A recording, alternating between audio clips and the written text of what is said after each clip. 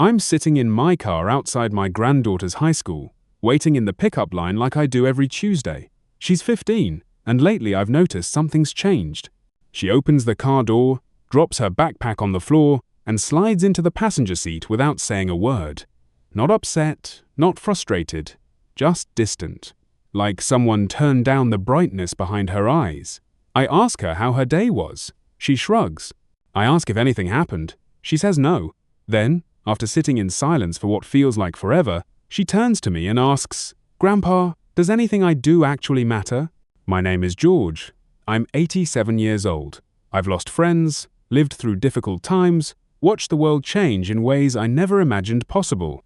I've made mistakes that still keep me up at night, and experienced joys so profound I can still feel them decades later. But that question from my granddaughter, sitting there in my old Honda in a high school parking lot, shook something loose in me. Because I've asked myself that exact question more times than I can count. The difference is, I'm asking it from the end of my life, looking backward. She's asking it from the beginning, looking forward. And somewhere between those two perspectives, I think I finally understand something important. We live in a world that's focused on significance. Everyone wants to matter in some grand, measurable way. I see it everywhere I look. Young people chase careers they think will make them important. They build platforms, accumulate followers, measure their worth by how many people know their name. They're concerned about being ordinary, of living a life that doesn't leave some kind of mark. And I understand that concern. I really do. But after nearly 9 decades on this planet, I've learned something that nobody wants to hear. The things that actually matter almost never feel important when they're happening. Let me tell you about my neighbor, Margaret. She lived 3 houses down from us for 42 years. Margaret was a 3rd-grade teacher at the same elementary school for her entire career. Never married, no children of her own. She lived quietly, kept to herself mostly. When she retired, the school held a small ceremony in the gymnasium. Maybe 30 people showed up. She got a plaque, a bouquet of flowers, and some kind words from the principal. Nothing special. Nothing that would make the local news. 2 years after her retirement, Margaret left this world peacefully in her sleep, gentle, the way everyone hopes their time will come. I expected her memorial service to be modest. Margaret had been a private person, not someone who drew attention or collected crowds. But when I walked into that gathering place, I couldn't believe what I was seeing. Every seat was filled. People were standing along the walls. And when the service started, something remarkable happened. One by one, people stood up to share what Margaret had meant to them. A doctor in his 40s said Margaret was the first person who ever made him feel intelligent. A woman who ran a non-profit organization said Margaret taught her to read when every other teacher had given up on her. A man brought his own daughter to the service and said he became a teacher because of the way Margaret had treated him 30 years earlier. Story after story, lives redirected, futures altered, confidence built, hope restored, all because of a woman who thought she was just doing her job. Margaret never set out to change the world. She never sought recognition or tried to build some kind of legacy. She simply showed up, day after day, year after year, and paid attention to the children in front of her. She learned their names and their struggles. She stayed late to help them understand fractions. She noticed when a child came to school hungry and quietly made sure they had food. Nothing glamorous, nothing that would earn awards or headlines, but the ripples from her life are still spreading outward, touching people she'll never meet. I think we've got the whole concept of mattering completely backwards. We think significance means being seen by many, known by crowds, remembered by history, but that's not how life actually works. Life is built on small moments between individual people, a conversation that shifts perspective, a kindness that arrives exactly when someone is about to give up, showing up when it's inconvenient, listening when you'd rather talk, staying when leaving would be easier. These things don't feel significant while they're happening. They feel ordinary, routine, easy to dismiss as meaningless. When I was 39 years old, I went through the darkest period of my life. My business was struggling badly. Money was tight. My marriage was strained. I was drinking more than I should and sleeping less than I needed. I felt like a complete failure, like everything I'd tried to build was collapsing around me. One evening, I was sitting in my car outside a bar, trying to decide whether to go in and drink until I couldn't think anymore. And this man I barely knew Someone named Tom, who I'd met maybe twice at community events, knocked on my car window. He said he was heading to get coffee and asked if I wanted to join him. Just like that. No intervention, no lecture, no attempt to fix me. We sat in a diner booth for 2 hours. Tom didn't ask me what was wrong. He didn't pry or try to get me to open up. He just talked about completely normal things.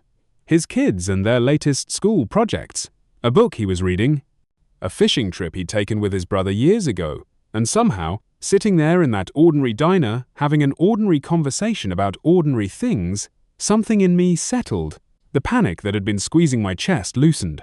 The desperate feeling that I needed to escape myself faded just enough. I didn't go into that bar. I went home to my family instead. Here's the thing that gets me. I can barely remember what we talked about that night. The specific topics, the details of his stories, most of that is gone from my memory. But that moment mattered. It changed the trajectory of my evening, maybe my entire life. It pulled me back from an edge I was getting too close to, and Tom probably forgot about it by the next morning. He had no idea he'd done anything significant. To him, it was just coffee with an acquaintance. But to me, it was everything. That's the reality of mattering. It's almost never dramatic. It doesn't announce itself with trumpets or fanfare. You won't get a notification on your phone telling you that something you did changed someone's life. Most of the time, you'll never know. You'll do something that feels small and inconsequential to you, and it'll be monumental to someone else. And you'll move on with your day, thinking it didn't amount to anything at all. My wife Eleanor, who I lost 8 years ago, used to write letters, real letters, with envelopes and stamps, and her careful handwriting filling the pages. She'd write to our children when they were away at college. She'd write to old friends she hadn't seen in years. She'd write to cousins, neighbors, anyone who crossed her mind. I used to tease her about it, especially as email became common. I'd say, "Elle, everyone has phones now. You can just call them." She'd smile that patient smile of hers and keep writing. After she passed, I found boxes in the closet full of letters people had written back to her over the years. And in almost every single one, someone mentioned how much her letters meant to them. How they'd kept certain ones for years, tucked away in drawers or pinned to bulletin boards. How they'd read them during difficult times when they needed to feel connected to something good. Eleanor wasn't trying to matter. She wasn't building a legacy or seeking validation. She was just reaching out to people she cared about, letting them know they were in her thoughts. But she mattered enormously to those people. Her simple act of putting pen to paper and sharing pieces of her day, her observations, her care, created connections that sustained people through their hardest moments. Here's what I wish someone had told me when I was young. Your life doesn't need to be extraordinary to matter. In fact, it probably shouldn't be. The pressure to be exceptional, to stand out, to make a big splash in the world, that pressure is crushing people. It makes them feel like their ordinary life isn't enough. Like showing up for their family, doing honest work, being kind to strangers. Like none of that counts, unless it's packaged into something impressive that other people can witness and applaud. But the truth is, almost everything that holds our world together is done by people whose names nobody will remember. Parents who get up in the middle of the night with sick children, workers who show up on time and do their jobs with integrity, friends who check in when they notice someone is hurting, volunteers who serve meals, clean parks, visit people in hospitals, people who vote in local elections, who return shopping carts, who hold doors for strangers, small, unremarkable acts that keep everything from falling apart. That's what matters. That's what builds the world we actually live in. But the truth is, almost everything that holds our world together is done by people whose names nobody will remember. Parents who get up in the middle of the night with sick children, workers who show up on time and do their jobs with integrity, friends who check in when they notice someone is hurting, volunteers who serve meals, clean parks, visit people in hospitals, people who vote in local elections, who return shopping carts, who hold doors for strangers. Small, unremarkable acts that keep everything from falling apart. That's what matters. That's what builds the world we actually live in. You want to know if you matter? Stop looking at your follower count, or your job title, or your bank account. Look at the people directly in front of you. Are you present with them when you're together? Are you honest, even when lying would be easier? Are you kind when you don't have to be, when nobody is watching to give you credit? Do you keep your promises? Do you make room for other people's struggles? Do you celebrate their successes without resentment? These questions won't land you on magazine covers or build your personal brand, but they'll determine whether your life actually meant something real. I've been thinking about my granddaughter's question constantly since she asked it. Does anything I do actually matter? And I've realized the question itself reveals the problem. Because when we ask if we matter, we're usually asking if we matter in some grand, publicly visible way. If we're important, influential, exceptional. But mattering doesn't work like that. Mattering is quieter and more personal. It's knowing that your presence or absence would make a genuine difference to the real people in your life.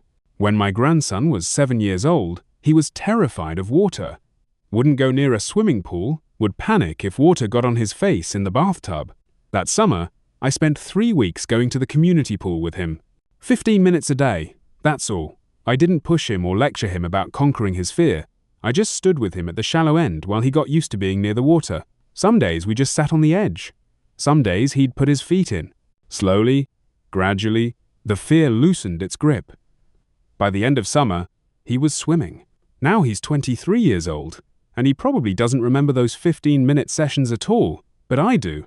Because I know that if I hadn't been there, patient and steady and willing to show up day after day for something that seemed insignificant, that fear might have stayed with him. That's what mattering looks like. Not impressive or dramatic, just real. The older I get, the more clearly I see that most of what we chase is smoke. Status disappears the moment you're no longer in the room. Achievements fade from memory faster than you'd believe possible. Accomplishments that felt monumental at the time become footnotes that nobody reads. But people don't forget how you made them feel. They don't forget that you showed up when they needed someone. They don't forget that you saw them when they felt invisible. Those things stick. They echo forward through time in ways you'll never fully understand. I was at the grocery store last week, and the young woman working the checkout counter looked exhausted. Dark circles under her eyes, moving slowly, like every motion required effort she didn't have. I could have just paid for my groceries and left. That's what most people do. But something made me pause. I asked her how she was doing. Really asked. Not the automatic question we all throw around without wanting an answer. She looked surprised, like she couldn't remember the last time someone had actually noticed her. Then her eyes filled with emotion. She told me she'd been working double shifts for the past month because her mother was sick and the medical bills were piling up. We talked for maybe 3 minutes.